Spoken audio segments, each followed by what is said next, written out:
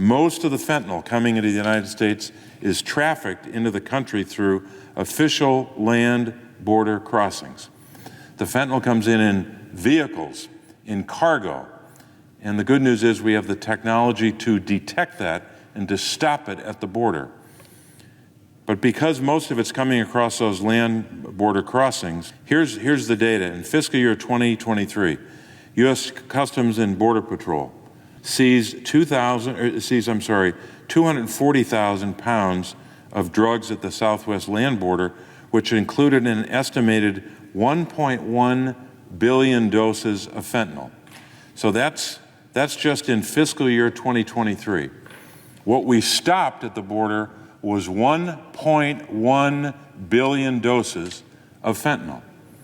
The bad news is that number could be a lot higher. Billions and billions of doses could be stopped at the southwest border if we're willing to make the right decisions here and invest in the technology and the manpower, the personnel that it takes to do that.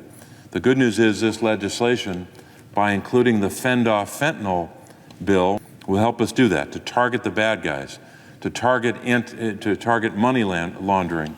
So what does the amendment do? Here are the specifics on it.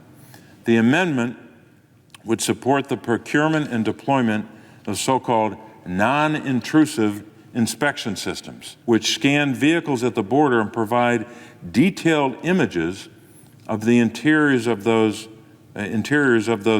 vehicles to detect fentanyl and other illicit drugs and help increase their effectiveness by supporting ongoing efforts to develop algorithms to analyze and flag these scans for officers. Second thing the amendment would do would create a structured outbound inspection program to increase seizures of firearms and currency that are flowing out of the country and into the hands of these international cartels. And then thirdly, the amendment would support and expand existing fentanyl interdiction efforts by investigative law enforcement agencies and task forces throughout the country.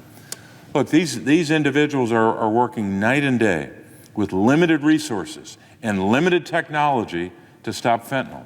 We can't tie their hands behind their back and point at them and say, stop the fentanyl at the border. They need more technology, a lot of it, and it's expensive, and we got to pay for it.